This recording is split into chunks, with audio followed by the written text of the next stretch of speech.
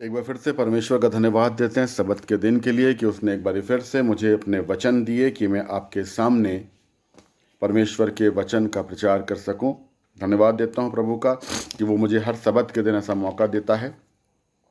और आज जैसे कि मैं आप लोगों को हमेशा बताता हूं कि आज का दिन विश्राम का दिन है, वचन पढ़ने का दिन है, परमेश्वर के चरणों में बैठने का दिन है। जो उपवास रख सकते हैं उपवास रख के प्रार्थना करें, परमेश्वर प्रार्थनाओं को सुनता है।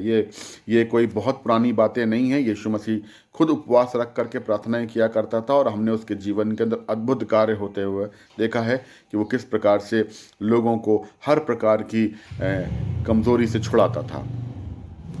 तो आज समय वेस्ट ना करते हुए हम इस चीज़ को देखेंगे। आज का वचन जो हमें मिलता है वो मिलता है मत्ती रचित सुसमाचार, उसका 23वां अध्याय 1 से लेकर के 36 आयत तक। हम पूरा वचन नहीं पढ़ेंगे, अध्याय पूरा नहीं पढ़ेंगे, कुछ कुछ चीज़ें को पढ़ेंगे और अद्भुत चीज़ें देखेंगे कि परमेश्वर ने क्या। अगर मैं आपसे ये कहूँ कि यीशु मसीह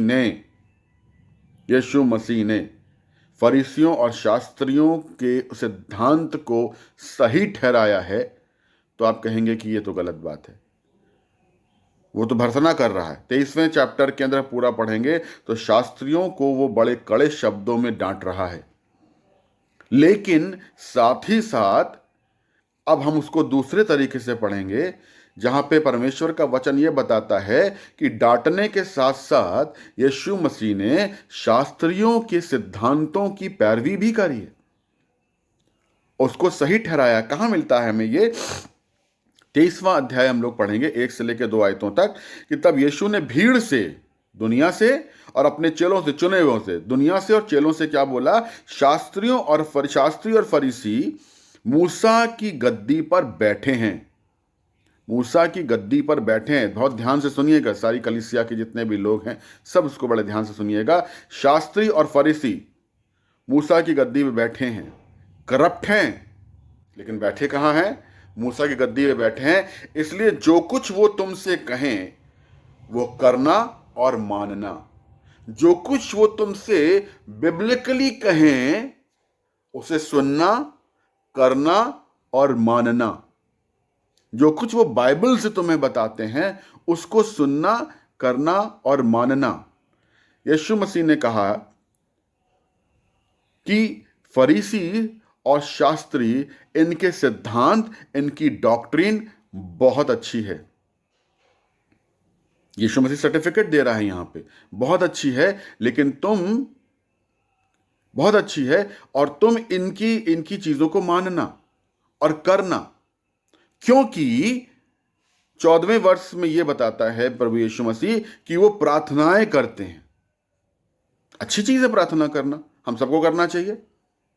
फिर वो बताते हैं कि वो प्रार्थना के साथ साथ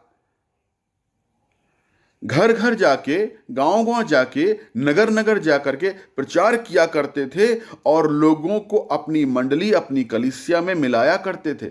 वो यहोवा परमेश्वर के बारे में बताया करते थे और उनको अपने मत में लाते थे, क्योंकि लिखा है तुम एक जन को अपने मत में लाने के लिए सारे जल और थल में फिरते हो। वो प्रचार किया करते थे, वो 10वां अंश दिया करते थे। तुम पुदीने और सौंफ और जीरे का 10वां अंश देते, वो 10वां अंश देते थे। वो हाइजीन का बड़ा ध्यान रखते थे, वो साफ सुथरे रहते थे, बाहरी मनुष्यत्व उनका बहुत साफ होता था। वो ऑल सोल्स डे मनाया करते थे। तुम भविष्यवक्ताओं की कब्रों को संवारते और बनाते हो, ऑल सोल्स डे करते मनाते हो और रिपेंट करते हो।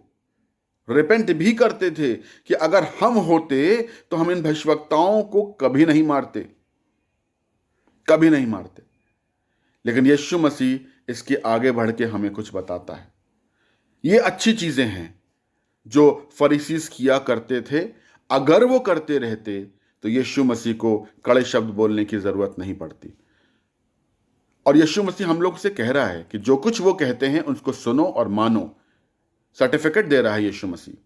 लेकिन आगे कहता है यीशु मसीह, उनके जैसे काम मत करना, उनके जैसे काम मत करना। अगर वो 10वां अंश देते हैं तो तुम भी दो, तुम भी दो। लेकिन इस चीज का ध्यान रखो कि 10वां अंश देने के बाद तुम्हें एक काम और करना है।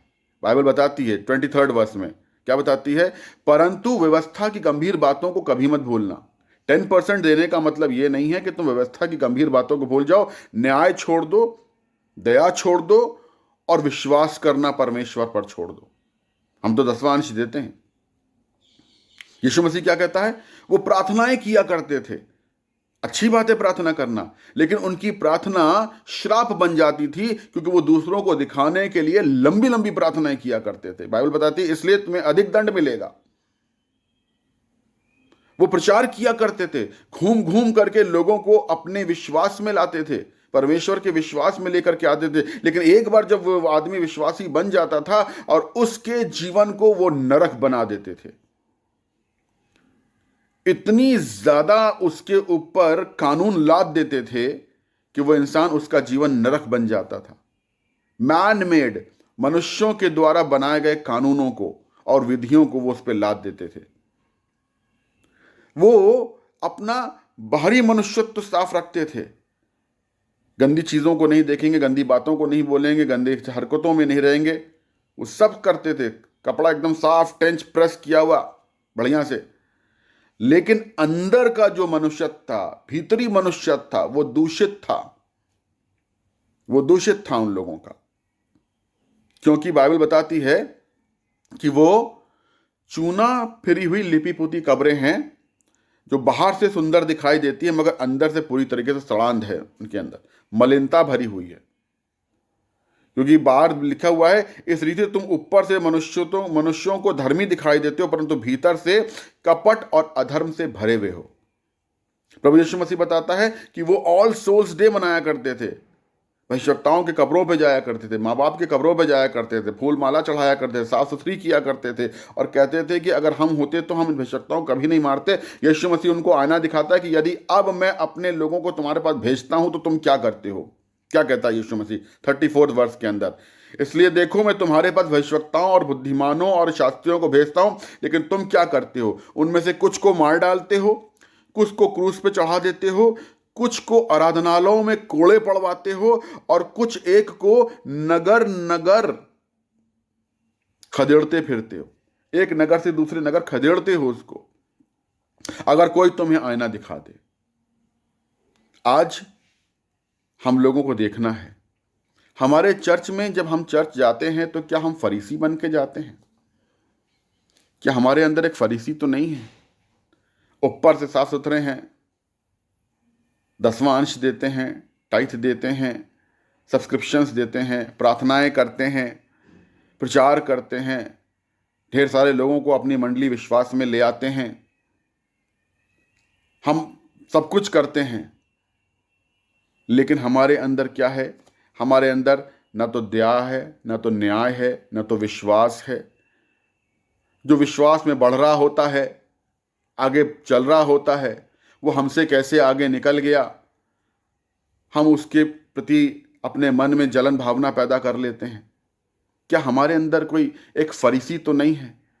आज वो वक्त है कि हम उन तमाम फरीसियों को अपने हृदय से, अपने शरीर से बाहर निकाल के फेंकें, क्योंकि समय कम है।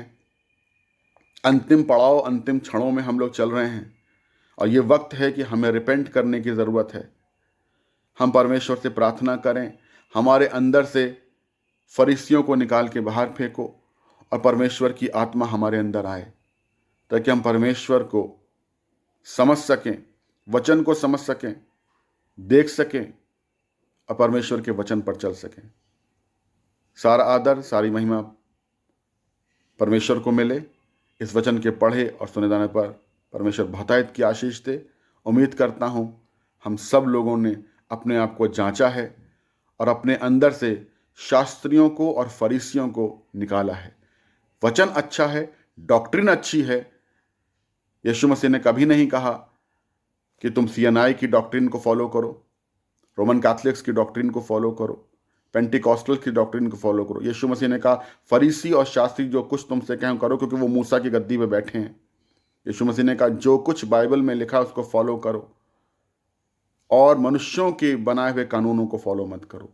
ये प्रभु का वचन है, और प्रभु अपने वचन के पढ़े और सुने जाने पर बहुतायत की आशीष दे। सबको सबत शलोम।